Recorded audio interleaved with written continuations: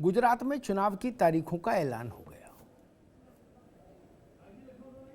अब गुजरात का political relevance कितना ज्यादा है वो इससे समझ लीजिए कि हिमाचल चुनाव के लिए जब तारीखों का ऐलान किया चुनाव आयोग ने और गुजरात के लिए नहीं किया, टाल दिया और आज किया, तो उस पूरे परिप्रेक्ष्य में चुनाव आयोग भी कटघरे में आ गया। विपक्ष ने कहा कि चुनाव आयोग ने पक्षपात किया है और प्रधानमंत्री नरेंद्र मोदी के सारे कार्यक्रम राज्य में संपन्न हो जाएं, इसके लिए गुजरात में चुनाव की घोषणा टाली गई। क्योंकि चुनाव की घोषणा का मतलब होता है तत्काल प्रभाव से आचार संहिता लग जाना। तो यहां से बात समझ में आती है कि गुजरात का मतलब क्या है सियासत में आज के दौर में। अब 1 दिसंबर और 5 दिसंबर को गुजरात में वोट पड़ेगा। 8 दिसंबर को हिमाचल के साथ ही नतीजा आ जाएगा। गुजरात के राजनीतिक परिदृश्य को समझने के लिए एक कोण यह भी है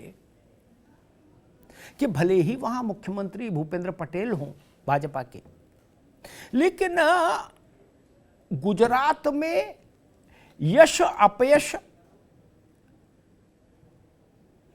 वोट, सब कुछ नरेंद्र मोदी के चेहरे पर है। इसलिए इसकी व्याख्या इस ढंग से भी कर सकते हैं कि गुजरात के नतीजों की समीक्षा के वक्त 3 चेहरे सामने होंगे, एक मोदी जी का, एक अरविंद केजरीवाल जी का और एक राहुल गांधी जी का। वहां खड़गे जी हैं, अध्यक्ष छोड़ दीजिए, खड़गे जी तराजू में नहीं बैठेंगे, तराजू में राहुल गांधी बैठेंगे। भले उनकी भारत जोड़ो यात्रा वहां ना जा रही हो गुजरात, उससे कोई फर्क नहीं पड़ता। और आम आदमी पार्टी के पता नहीं वहां कौन नेता लोग हैं राज्य में, लेकिन वहां भी मानकर चलिए अरविंद केजरीवाल ही तराजू पर होंगे। तो ये 3 चेहरों के बीच का चुनाव है। जनता किस चेहरे पर भरोसा जताती है, किस चेहरे को अपना आशीर्वाद देती है, उसी की पार्टी आगे आएगी। एक दृष्टिकोण ये भी, क्योंकि वहां अब जितने भी लोग हैं राज्य स्तर पर, वो कोई बहुत बड़े कद का नेता किसी पार्टी में नहीं। और फिर जहां खुद प्रधानमंत्री मोदी हो जिस राज्य से, और अमित शाह, गृहमंत्री अमित शाह जी हो, फिर वहां आप सोचिए राज्य के नेताओं के लिए वैसे भी स्कोप कम हो जाता है। तो एक बड़ी समीक्षा इस ढंग से भी होगी। भारतीय जनता पार्टी की ओर से कमान परोक्ष रूप से खुद प्रधानमंत्री के हाथ में रहेगी। उन्हीं का चेहरा होगा, उन्हीं की बात होगी, उन्हीं की बात पर भाजपा वोट मांगेगी। चुनाव के बाद अगर वैसी परिस्थितियां बनी तो प्रधानमंत्री ही तय करेंगे कि गुजरात का मुख्यमंत्री कौन होगा। ये जरूरी नहीं कि भूपेंद्र पटेल ही हों।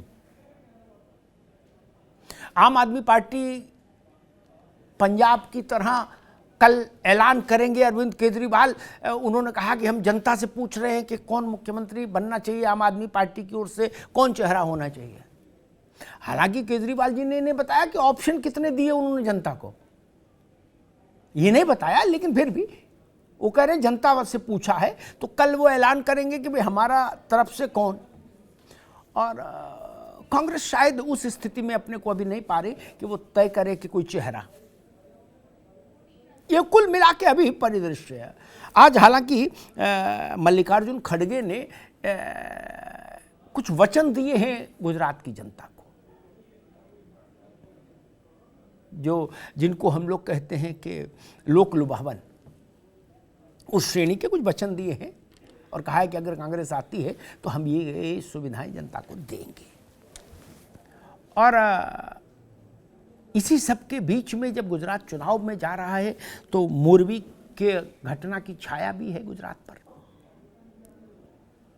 अगर प्रचार का शोर है, नेताओं की रैलियों का रेला है, तो मोरबी में हुए भीषण हादसे की चीख और टीस भी है गुजरात के मन में। वो भी एक प्रसंग है, और वो प्रसंग चुनाव को कितना और कहां तक प्रभावित करेगा ये भी देखना होगा। और एक बड़ा जो कसौटी पर जो चीज होगी वो ये कि आम आदमी पार्टी की भूमिका भाजपा को डेंट पहुंचाएगी या कांग्रेस को। ये भी एक बड़ा एंगल है जिस पे समीक्षा होगी आगे चल के, और राजनीति के विद्यार्थी उसका एनालिसिस करेंगे। 17 में जो विधानसभा चुनाव हुआ था, उस विधानसभा चुनाव ने भाजपा का ब्लड प्रेशर बढ़ा दिया था, इसे सच है। और अगर कांग्रेस की ओर से अचानक अंतिम समय में, अंतिम क्षणों में परम आदरणीय मणिशंकर अय्यर जी अवतरित नहीं होते और अपने सद्विचार उच्चारित नहीं किए होते उन्होंने, तो शायद गुजरात का परिणाम 17 में अलग होता। फिर भी कांग्रेस अच्छा लड़ी थी और 77 सीटों तक पहुंची थी। लेकिन इस बार कांग्रेस के लिए वैसी ही क्षमता और वैसे संभावनाएं लोग कम देख रहे हैं। गुजरात को, चूंकि आपका काम बहुत महीन है, तमाम आंकड़े आपको याद रहते हैं, गुजरात के इस चुनाव को आप किन दृष्टियों से अलग मान रहे हैं 17 के मुकाबले 22 के चुनाव को? ये रहस्य तो 8 को ही खुलेगा। लेकिन एक बात मुझे समझ आती है, जो मैं अपने अनुभव से कह सकता हूं, कि बाकी तो परिणाम 8 को आएगा। आम आदमी पार्टी इस चुनाव में अपना वोट शेयर ठीक ठाक कर लेगी गुजरात में, और अगर आम आदमी पार्टी अपना वोट शेयर ठीक करेगी तो स्वाभाविक है उसका नुकसान भाजपा और कांग्रेस दोनों को उठाना पड़ेगा। कहीं ग्रामीण इलाके में किसी को, तो शहरी इलाके में कहीं को किसी को 100 ग्राम कम, किसी को 100 ग्राम ज़्यादा, क्योंकि इस केक उतना ही है, उसी में से हिस्सेदारी आम आदमी पार्टी भी लेगी। अरुणेश यादव साहब, कांग्रेस में इस बार भाई कुछ लोग कह रहे करंट नहीं दिख रहा। अब कांग्रेस के लोगों से पूछो, वो नाराज हो जाते, वो कहते भाई साहब आप ऐसी बात कर रहे हो, हम तो अंडर करंट काम कर रहे हैं। अब इसका तो कोई पैमाना है नहीं अंडर करंट का, लेकिन कम से कम आम आदमी पार्टी ने बात झांकी तो जमाई। झांकी आप समझते ही ना, मैं वही शब्द इस्तेमाल करूंगा जो जनता समझती। झांकी तो जमाई। आप गुजरात में किसी कोण से एंट्री लो, किसी इलाके से, आम आदमी पार्टी की चर्चा, पर्चा, खर्चा आपको दिखेगा जी। कांग्रेस कुछ अर्ध चैतन्य अवस्था में लग रही है। नहीं, वो केवल इतने बोलते हैं कि भाई देखिए मोदी जी ऐसा कर रहे हैं और भाजपा ऐसा कर रही है, लेकिन वो कुछ करती हुई कम दिख रही है इस बार गुजरात में। देखो, आप जीतो चाहे हारो, चाहे कांग्रेस आए, चाहे आम आदमी आए, चाहे भाजपा आए, मेरी सेहत पे तो राई रत्ती फर्क पड़ना नहीं, ठीक। लेकिन एक बात जान लो, चरण सिंह कम से कम आप लोगों से और हमसे तो ज्यादा समझदार थे और बड़े नेता थे। आप लोग भी सब बड़े नेता, लेकिन चौधरी चरण सिंह हम लोगों से थोड़ा ज्यादा समझदार थे। ऐसी गलती मैं कर रहा हूं आप लोगों के सम्मान के सामने बोलने की, ठीक। वो कहते थे राजनीति में चर्चा, पर्चा और खर्चा दिखना चाहिए। क्या मैंने कहा? आप अंडर करंट काम कर रहे हो, अंडर के भी अंडर करंट कर रहे हो, मुझे नहीं पता, मेरी शुभकामनाएं सबके साथ, लेकिन ना चर्चा दिख रही गुजरात में, ना पर्चा दिख रहा, ना खर्चा दिख रहा। अरविंद केजरीवाल ने इस बात का अध्ययन किया कि भाई हमको लड़ना किससे? भाजपा से। तो भाजपा से लड़ना, और भाजपा की शैली लोगों को अच्छी लग रही है, भाजपा जीत रही है देश में। कांग्रेस हमेशा निगेटिव सोच खारिज करती है चीजों, ना कुछ नहीं भाई, भाजपा कुछ नहीं, और हर चुनाव में पता लगता है कि कांग्रेस हार गई, भाजपा जीत गई। अरविंद ने, जैसा मैं एज्यूम कर रहा हूं, उन्होंने इस बात का अध्ययन किया होगा कि भाजपा क्यों जीतती, उसकी बातें लोगों को अच्छी लग रही, इसीलिए जीतता कोई पार्टी। इंदिरा गांधी इसीलिए जीतती थी। तो उन्होंने कहा भाई भाजपा जैसे ही फिर अपना भी होना चाहिए रौला। तो उन्होंने चाल, चेहरा और चरित्र बिल्कुल डिटो कर लिया भाजपा जैसा। अब भाजपा ही परेशान है अरविंद केजरीवाल से, कह रहे करें तो करें क्या, कहां सिर फोड़े। कांग्रेस नहीं समझ पाई। अरविंद केजरीवाल ने, योगेश आ रहा है आपके पास, अरविंद केजरीवाल ने बिहार, अभी गुजरात में कहा कि हमको वोट दो, राम मंदिर के दर्शन कराएंगे मुफ्त में सबको ले जाके। उनको समझ है, वोट उनका बढ़े नहीं बढ़े, लेकिन भाजपा के लिए तो सेरिडॉन खाने की स्थिति पैदा कर दी ये बोल के। यही चातुर्य है जो चर्चा पर्चा और खर्चा में दिखता है। लोग कह रहे हैं अरे आम आदमी पार्टी गुजरात में जाके उसने ऐसी स्थिति पैदा कर दी कि आंखों में थोड़ी रोशनी कम हो और कान से थोड़ा सुनाई कम दे तो पता करना मुश्किल कि भाजपा की रैली है कि आम आदमी की। इतनी साम्यता हो गई। प्रचार अभियान की टोन, उसका मटेरियल, उसकी दिशा, सब कुछ राममय भगवानमय कर दिया अरविंद जी ने। बोले अब कर लो बात आके। मुझे ऐसा दिख रहा है कि जैसे वहां महाराष्ट्र में चल रही है ना कुश्ती कि असली हिंदू कौन, हिंदुत्व कौन किसका, शिंदे का कि ठाकरे उद्धव का। ऐसी स्थिति अरविंद केजरीवाल पैदा करना चाहते हैं गुजरात में कि बड़ा हिंदू कौन, असली हिंदू कौन। हमें तो डर ये लग रहा कहीं चुनाव आते आते 1 दिसंबर अभी दूर है, भाजपा और आम आदमी पार्टी सब लोग कपड़े भगवान पहनने लगो और रुद्राक्ष मैंडेटरी कर दो कि 1-2.5 किलो तौल के रुद्राक्ष सब लोग गले में डालेंगे। कौशल कांत जी देखो ठीक कहा इन्होंने, योगेश भाई ने, कि आप हिंदुत्व की खेल के मैदान में, इतना बड़ा हिंदुत्व का मैदान, उसमें अकेले खेल रहे थे इतने सालों से। इनने भी अपना झंडा वहीं गाड़ दिया आके, बोले भाई हम भी यहीं खेलेंगे। 12% 13% में खेल क्या करेंगे? वहां मान लो सब भी साथ आ जाएं तो भी क्या होगा? और आप इधर अकेले पूरा जो था दिव्य रूप से मैदान में झंडा फहरा रहे थे। अच्छा सच्ची बताइए कौशल जी, कभी बीजेपी अपनी आंतरिक बैठकों में इस बात का चिंतन करती है कि भाई आप लोगों को कभी स्वप्न में भी नहीं सोचा होगा कि भाई समाजवादी हो, बसपा हो, टीएमसी हो, डीएमके हो, कांग्रेस हो, ये सब लोग आपको इसमें कभी चैलेंज करेंगे नहीं हिंदुत्व वाले मामले में? ये फील्ड आपके पास अकेले रहेगी। आपको क्या कभी सोचा था कि इस मकान में बटाईदार आ जाएगा? देखो भैया फोटो की बात है ना, अरविंद केजरीवाल जी प्रैक्टिकल आदमी, वो जानते हैं कि सब की फोटो लगाने से, हर फोटो का एक अपना टाइम है, ऐसा उनका मुझे लगता मानना है। जब जिसका टाइम हो तब वो लगाओ जिससे रिजल्ट आए, है ना? गांधी जी का टाइम गया। अब मैं इस मामले में टिप्पणी नहीं करूंगा, वो सबके आदरणीय है, लेकिन ठीक है उन्होंने एक मांग की नोट पर, वो उसमें आप लोग फंस गए तो फिर बताए नहीं। गणेश लक्ष्मी, उन्होंने कहा गणेश लक्ष्मी की फोटो छापो। अब उससे ज्यादा आज तक कोई बोला हो तो बता दो। वो तो हाईएस्ट उन्होंने लकीर खींच दी। बड़े बड़े साधु संत चक्कर खा गए, महामंडलेश्वर जगदाचार्य, माधवाचार्य, रामानंदाचार्य, बोले भैया क्या करें, इसके पक्ष में बोले विपक्ष में बोले। हमने कहा बाबा शांत रहो, छोड़ो। ये तो उछाली दिया था उन्होंने दिवाली के मौसम में कि गणेश लक्ष्मी, बताओ गणेश लक्ष्मी के फोटो के विरुद्ध में कौन बोले? केजरीवाल जानते हैं कब किसकी फोटो लगानी है।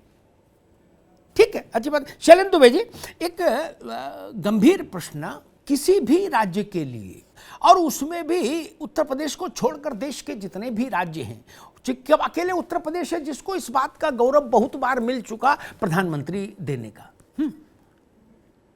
गुजरात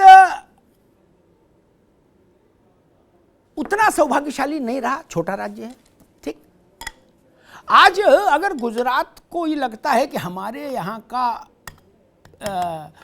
व्यक्ति देश की राजनीति को नियंत्रित कर रहा है, देश के सबसे बड़े पद, कार्यकारी पद पर है, और एक उसका अपना ऑरा है, उसके चलते गुजरातियों का ऑरा है, गुजरात का ऑरा है, क्या ये जो एक लार्जर देन लाइफ इमेज हो जाती है व्यक्ति की, जैसे इंदिरा जी की हो गई थी एक दौर में, तो उसके पीछे फिर आप कास्ट और इलाका और ये जो तमाम तरीके के जो पैरामीटर्स होते हैं ये टूट भी जाते हैं कई बार।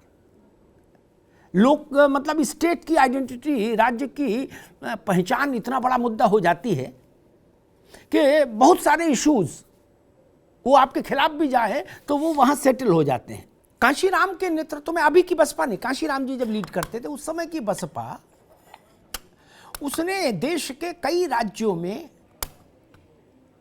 सत्ता के समीकरणों को प्रभावित करने की ताकत हासिल कर ली थी।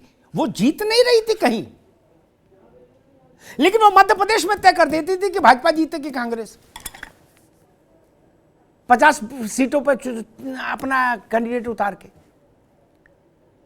अगर आम आदमी पार्टी ने गुजरात की राजनीति में इतना भी इंपैक्ट क्रिएट कर दिया, क्योंकि अगर आम आदमी पार्टी 10+ % में गई, 10 से ऊपर प्रतिशत में गई, तो स्वाभाविक है दोनों बड़ी स्थापित पार्टियों को कि जो सत्ता के समीकरण है उनको तो अनुलोम विलोम कराई देगी। मैं बहुत प्रैक्टिकली, मैं जितना जमीन पर देखा उतना ही जानता हूँ, बाकी तो मैं कुछ पढ़ा ज़्यादा नहीं कि कोई देशी विदेशी किताबें पढ़ी हो मैंने इस तरह की चीज़ों पर।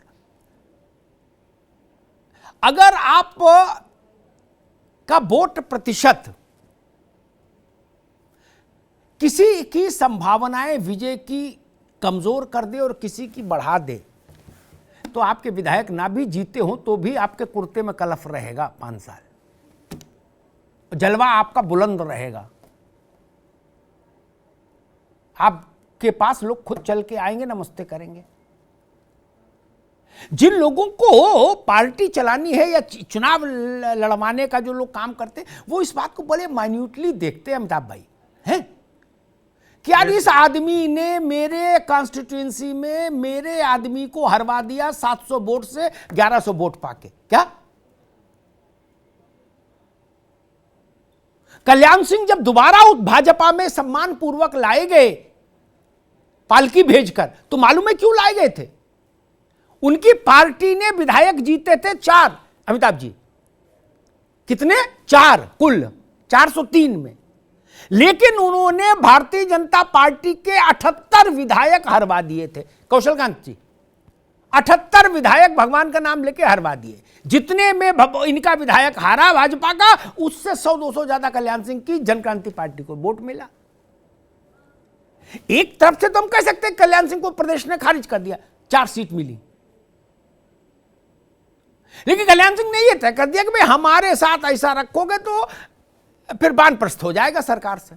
ये एक विषय है। आम आदमी पार्टी के बारे में ये धारणा है कि आप सरकार बनाने के लिए नहीं लड़ रहे, आप कुछ इनको कहीं इनको नुकसान पहुंचाने के लिए लड़ रहे हैं, कांग्रेस को कहीं भाजपा को। कल अरविंद केजरीवाल जी मुख्यमंत्री पद का उम्मीदवार कौन होगा आम आदमी पार्टी का, उसका अनाउंस करेंगे। ठीक, आपने कहा कि हमने जनता से पूछा है। मैं ये जानना चाह रहा हूं आपने जनता को कौन से नाम दिए थे, वो नाम बताओ आप। 1 2 3 4। भाई जब आपने जनमत संग्रह कराया तो नाम तो दिए होंगे कि भाई रामलाल, श्यामलाल, मोतीलाल, इन 3 में से कौन सा पसंद, ऐसा कुछ तो किया होगा। मेरे ख्याल से ये मेरा अपना इंप्रेशन है ना, आपका इंप्रेशन अलग हो सकता है। भूपेंद्र पटेल वहां टेक्निकली चीफ मिनिस्टर तो हैं, ठीक, लेकिन प्रैक्टिकली भूपेंद्र बाबू राज्य का चेहरा नहीं।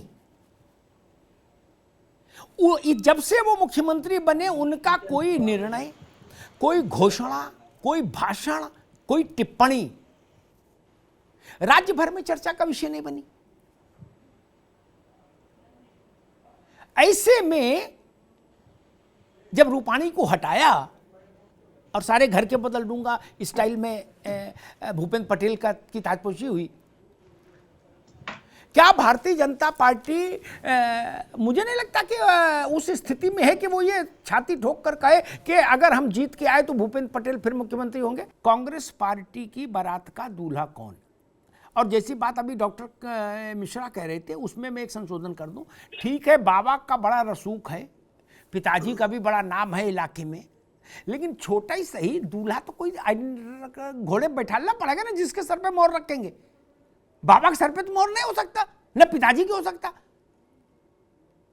इसलिए गुजरात में भाजपा को भी ये तो क्लियर करना होगा कि दूल्हा कौन होगा, यही होंगे कि कोई दूसरा होगा। वैसे मैं कांग्रेस से पूछ रहा हूं, आप कह रहे हो कि हमारा अंडर करंट है, तो अंडर करंट है तो ये तो तय किया होगा कि भाई अगर ये अंडर करंट फलीभूत हुआ तो जनता पूछेगी ना भाई कौन चेहरा है। मैं वंस फॉर ऑल एक चीज सेटल कर दूं जी। पिछले 10 साल में राज्यों में मेरे ख्याल से 40-50 चुनाव हुए होंगे, अमिताभ तिवारी को ज्यादा पता होगा, है ना। उसमें से कांग्रेस 80-85% हारी। वहां बेरोजगारी की समस्या नहीं थी, वहां भी थी ना, वहां किसान की समस्या नहीं थी? थी ना? आपको वोट तो नहीं मिला। ये लोकतंत्र में सारा खेल वोट का है भाई, बाकी सारी बातें बेकार हैं। बाकी तो कथा है सत्यनारायण की। मानो बैठो, नहीं तो प्रसाद के टाइम आ जाओ, प्रसाद लो, घर जाओ। भाई बाकी आप जो बात गुलाम नबी आजाद ने चिट्ठी में लिखी थी कि कितने में से कितने चुनाव हारे, वहां ये सब मुद्दे नहीं थे ना? इसीलिए मैंने आपसे पूछा कि अरविंद जी ने कहा कि लग्जरी बस में नाश्ता पानी के साथ हर 20 किलोमीटर पर रोक के चाय पिलवाते हुए, समोसा खिलवाते हुए रामलला के दर्शन कराने ले जाएंगे, वहां सबके तिलक लगवाएंगे, माला पहनाएंगे। वैसा कुछ कर रहे हो कि नहीं कर रहे हो, वो मैं पूछ रहा था। आप बताने लगे कि ये और वो बताइए, कैसे काम चलेगा? इसीलिए आप नहीं लड़ पा रहे इनसे, इनके मुकाबले में। भैया इनका आरपीएम बहुत तेज है। अमिताभ जी, जो बेसिक बुनियादी मसले हैं देश के या किसी भी देश के, वो हर दिन व्यक्ति को प्रभावित करते हैं, ठीक? इसलिए मेरा ऐसा मानना कि चुनाव के दिन, वोटिंग के दिन वो कोई बहुत बड़ी भूमिका नहीं निभाते। बिजली, पानी, सड़क, अस्पताल में झंझट, डॉक्टर नहीं है कि कंपाउंडर भाग गया, कि दवा बाहर से लानी पड़ रही है, कि स्कूल में मास्टर नहीं आ रहा है, ये जो तमाम तरह के जीवन की, भारत की समस्याएं हैं। मुझे मेरी अपनी समझ ये कहती, जितने 35 साल में मैंने चुनाव देखे, आप बताइए, ये डिसाइसिव फैक्टर नहीं हो सकते, नहीं हुए चुनाव के कहीं। एक उदाहरण है मेरे पास, जयपुर के वर्षों वर्ष सांसद रहे, मेरे ख्याल 7-8 बार लोकसभा जीते, गिरधारी लाल भार्गव, अद्भुत सांसद थे। उन्हें इन्फ्लेशन और फलाना, मुद्रास्फीति, IMF, वर्ल्ड बैंक, ये सब कुछ नहीं पता था, दुनिया ज्ञान की बात है। लेकिन शादी का न्योता दे दिया तो चाहे उनको न्योता निपटाते निपटाते अगले दिन के सुबह के 5 बज जाए, लेकिन जाते जरूर थे, ठीक? किसी के यहां गमी हो जाए तो जाते जरूर थे। और जितने भी ऐसे अनाथ मृत्यु हो जाती थी उनकी कॉन्स्टिट्यूंसी में, उन सबके संस्कार करते थे, फिर सबकी अस्थियां लेके एक बस लेके कनखल आते थे अस्थि विसर्जन करने। 8-9 बार जनता ने जिता के भेजा उनको। चलें जी, ये भारत के वोटिंग का पैटर्न जो अंग्रेजी दार लोग समझ, अलग अलग बड़ी बड़ी शब्दावली में बताते हैं, उनको ये भी ध्यान रखना चाहिए कि भारत इस ढंग से भी वोट करता है। पीपल कनेक्ट की बात हो रही थी, मैंने गिरधारी लाल जी का उदाहरण दिया, उनकी स्मृतियों को प्रणाम। भैरव सिंह शेखावत भी इस मामले में बड़े अद्भुत राजनेता थे भारत के। बाकी सारी बातें जो आप उठा रहे हो, तो आप 50 चुनाव से उठा ही रहे हो। क्या आप लोग समीक्षा नहीं करते कि भाई हम 50 चुनाव में जो मुद्दे उठा चुके वो एक में भी अगर नहीं चले तो कोई नई बात उठाएं? नहीं, एक रिटोरिक क्यों पकड़ लेती है कांग्रेस? मैं हैरान हूं। सबसे प्रतिष्ठापूर्ण लड़ाई कांग्रेस को जहां लड़नी है, जहां राहुल गांधी का कौशल तराजू पर रख दिया जाएगा, है ना, उनके करियर में गुजरात के जनादेश की बड़ी भूमिका होगी। वहां से यात्रा गुजरी नहीं रही। कौन लोग नक्शा बना दिए भैया? कन्याकुमारी में घुमाते रहे, केरल में, केरल से देश में राज करेंगे। पुडुचेरी, केरल, मेघालय, नागालैंड में पार्टी मजबूत करोगे? अमिताभ तिवारी, ये क्या मैं समझ में नहीं आया। जहां सबसे बड़ा इम्तिहान होना, वहां आ नहीं रही यात्रा। अरे केरला में कितनी सीटें भैया, मतलब केरला में क्या क्रांति हो जाएगी? जैसे ढाबे, हाईवे पे जाओ ना कौशल जी, तो ढाबे वाले लड़का बाहर खड़ा कर देते हैं, देखे हो ना, है वो ऐसे ऐसे करता है, देखे कि मेरे ढाबे में आओ, है ना। अब पिछले कुछ वर्षों से गुजरात में आप खड़े होकर यही कर रहे, क्या हाईवे पे खड़े हो गए, ढाबे के बाहर, आ जाओ आ जाओ आ जाओ आ जाओ, फ्री में खाओ, फ्री में खाओ, आओ आओ आओ। आपने कांग्रेस का इतना आदमी भर लिया, क्या अब गले में फांस बन गई? चूंकि आपका तो लंबे समय से गुजरात पर होल्ड है, हर मोहल्ले में आपका नेता है, सब दावेदार है, सबकी इच्छाएं हैं।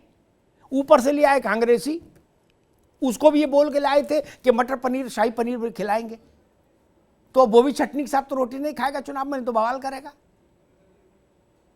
मुझे गुजरात के लोग ये कहते हैं कि भाजपा के सामने ये संकट आएगा कि उसने उस वक्त कांग्रेस को कमजोर दिखाने के लिए, परसेप्शन वाइज हराने के लिए, कांग्रेस के अच्छे बुरे तमाम लोगों को अपनी पार्टी में भर लिया। अब सीटें हैं उतनी ही, वहां आपके भी उम्मीदवार हैं पहले से और कांग्रेसी भी आप ले आए, तब क्या करेंगे? और विधानसभा का चूंकि वो बहुत छोटा होता है, 2.5-3 लाख का होगा मेरे ख्याल से, इससे ज्यादा क्या होगा गुजरात में, वहां थोड़ा सा वोट भी एक ठीक ठाक नेता की भी नाराजगी परिणाम में परिवर्तन कर देती। लोकसभा में नहीं कर सक पाती है, लेकिन विधानसभा में एक मतलब 4 मोहल्ले का भी नेता हो अगर ठीक ठाक, तो परिणाम प्रभावित कर देगा। अगर आप उत्तर प्रदेश में साहिबाबाद टाइप की सीट पर सुनील शर्मा नहीं है कि लोकसभा वाला मार्जिन लेके विधानसभा में जीत जाए, अगर आप 1000, 2000, 5, 10,000 से जीतने वाले हैं तो ये खतरा रहेगा। मुझसे एक सज्जन कह रहे थे, भाई पता नहीं बाकी तो भाजपा जाने, वो कह रहे थे कि भाई साहब आप गुजरात मॉडल को धीरे धीरे टोन डाउन करके यूपी मॉडल को आगे करेंगे हम लोग। मुझे पता नहीं सच्ची झूठी क्या है, लेकिन कह रहे थे, बड़े जिम्मेदार व्यक्ति कह रहे थे हम लोगों ने अंदर से ये तय किया कि गुजरात मॉडल में अब भूपेंद्र पटेल के चेहरा आगे करने से या उनके मॉडल में क्या आगे करेंगे बताओ? मोदी जी को गुजरात छोड़े मुद्दत हो गई, अब पटेल जी को क्या आगे करें? तो कहा गया कि योगी मॉडल को आगे करिए, उसमें कश्मीर से कन्याकुमारी, असम से गुजरात तक करंट पार्टी ने महसूस किया। त्रिपुरा में भी बाबा गए, हाथ हिलाया तो योगी योगी हुआ क्या, और अमेरिका में भी लोग टी शर्ट छपा लिए बुलडोजर बाबा की। तो पार्टी को लग रहा है कि भूपेंद्र जी अपना वो चल नहीं पाएंगे, तो जो लड़का चले उसी को आगे बैठाओ भैया। और एक बात में बड़ी प्रैक्टिकल का हो सकता है, इसकी आलोचना भी हो बाद में, लेकिन मैं कहूंगा जरूर, राजनीति में या चुनावी राजनीति में खास तौर पर पार्टी की कार्यकारिणी की बैठक में राजनीतिक प्रस्ताव, आर्थिक प्रस्ताव पारित करने हो, वहां लफाजी ठीक है, चाहे जितनी बड़ी बड़ी कर दो, लेकिन समझदार लोग वही हैं जो ये जानते हैं कि चुनावी राजनीति में कोई वाद नहीं, कोई विचारधारा नहीं, कोई कुछ नहीं होता है। जही विधि होए नाथ हित मोरा, विजय जैसे मिले वही रास्ता है। महाजना एन गथा सपंथा, जिस रास्ते से विजय हासिल हो वही रास्ता। और भारत में जो जो नेता, शैलेंद्र जी, अमिताभ जी, आप दोनों लोगों से मैं अनुरोध करूंगा इस पर जाके थोड़ा चिंतन करिएगा मेरी बात ठीक है कि नहीं। भारत में जो जो नेता इस प्रैक्टिकलिटी से थोड़ा सा दूर रहे, वो लंबी यात्रा नहीं कर पाए। ये देश विचित्र है। इसलिए आप देखिए, हमारे मित्र कौशल कांत जी ने कुछ कागज दिखाए, ठीक है, अरविंद केजरीवाल के लिए कहा भाई उनके वो हर बार बात बदल देते हैं, झूठ बोलते हैं, ठीक है। अरविंद केजरीवाल, कांग्रेस ये बातें भाजपा के लिए कहती है क्या, लेकिन दोनों चुनाव जीत रहे हैं, भाजपा भी चुनाव जीत रही है, अरविंद भी जीत रहे हैं।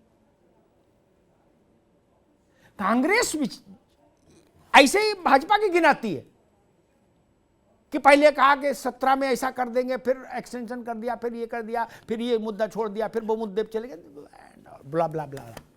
ठीक, मैं कांग्रेस के मित्रों से कहता हूं आपके इस ररियाने से कुछ लाभ नहीं ना। लोग आपको फ्रस्ट्रेटेड और घोषित कर दिए, बोले फ्रस्ट्रेटेड है, ये कुंठित है क्या, कुंठित बता दिया, बोले कुंठित ही किसी लायक नहीं, खत्म हो गया ये, और कह दिया। वो वहां बेचारा राहुल गांधी संघर्ष भी कर रहे हैं, दौड़ रहे हैं। लेकिन जो लोग इस जड़ता में फंस गए कि 1960 में ऐसा बोला था, 2022 में कैसे बदल दें, नहीं, 5 मिनट में बदलना चाहिए, बदल लीजिए, चुनाव है बाबू। और इस बात को मोदी जी और केजरीवाल जी दोनों बहुत अच्छे से जानते हैं। क्या मुझसे लोगों ने कहा था कि केजरीवाल जी, अच्छा गुजरात में गुजराती मानस, ये बात योगेश भाई मुझसे बेहतर जानते हैं, गुजराती मानस बहुत धार्मिक है। मैं एक बार गुजरात गया था, भाजपा की वर्किंग कमेटी की बैठक थी, तब केशु भाई थे वहां, शंकर सिंह बघेला और केशु भाई का दौर था, हैं? तो तब मैंने वहां कुछ दिन रहा तो देखा वहां का आदित्य बड़ा धार्मिक है।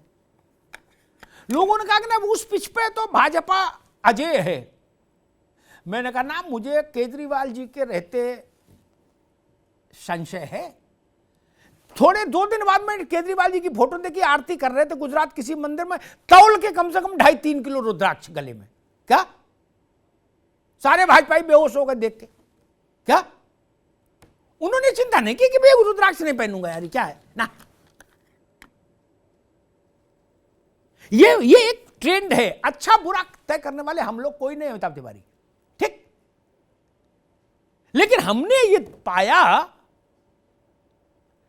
कि जिन नेताओं ने अपने को समय के साथ ढाला, क्या आप सोच सकते थे कि आज से कुछ वर्ष पहले के अरविंद केजरीवाल को सुनिए, कोई सोच सकता था? अरविंद केजरीवाल ने यह भी कहा कि यह भाजपा मंदिर मस्जिद की राजनीति करती है, हम विकास की बात करते हैं। जब यह कहा था तब भी कोई पूरे मजबूती से कहा था, और आज जब ये कह रहे हैं कि रामलला के दर्शन कराएंगे सबको फ्री में, तब भी उतनी मजबूती से कह रहे हैं। जो सिक्का चले वही चलाएंगे, जो सिक्का चले वही चलाएंगे। अरुणेश जी समझ रहे हैं ना आप? क्योंकि चुनाव में अगर आप जीत नहीं सकते तो थोड़े के समय के बाद फिर आप पवेलियन में आ जाते हैं, मैदान से आपका काडर खत्म हो जाता है, कार्यकर्ता भाग जाते हैं, नेता भाग जाते हैं। सारा खेल तो यह है कि आप कुछ दे सकते हैं तो हम आपकी जय जयकार करें, तो लड्डू तो सत्ता ही बांट सकती है। केजरीवाल जी की पार्टी के पास जब से पंजाब आया तब से पार्टी की धमनियों में रक्त का प्रवाह बढ़ गया कि नहीं बढ़ गया? जदवानी जी, गुजरात में हौसले के साथ चुनाव लड़ने का वो आ गया स्टेमिना। अगर केवल दिल्ली की सरकार होती तो शायद इतना भव्य चुनाव नहीं लड़ पाते। अब चार्टर्ड वाला चुनाव हो रहा है, चल रहा है चार्टर्ड धक्काधक। और मान लो पंजाब में नहीं होते तो दिल्ली की सरकार के पास तो इतना पैसा नहीं कि चार्टर्ड से घूम लेते इतना। यह भी एक बड़ा विषय है। और अंत में एक बात तो जान लीजिए, गुजरात का निर्णय जनादेश मोदी जी, केजरीवाल जी, राहुल गांधी जी, इन 3 चेहरों पर टिप्पणी करेगा। पार्टियां और उनके स्थानीय नेता इस फ्रेम में नहीं है। ये 3 चेहरे हैं, इन्हीं पर जनादेश होगा। 8 दिसंबर को जब हम लोग बैठेंगे तो समीक्षा का यही तरीका होगा, यही आयाम होगा कि इन 3 में से किस चेहरे पर जनता ने भरोसा जताया। धन्यवाद।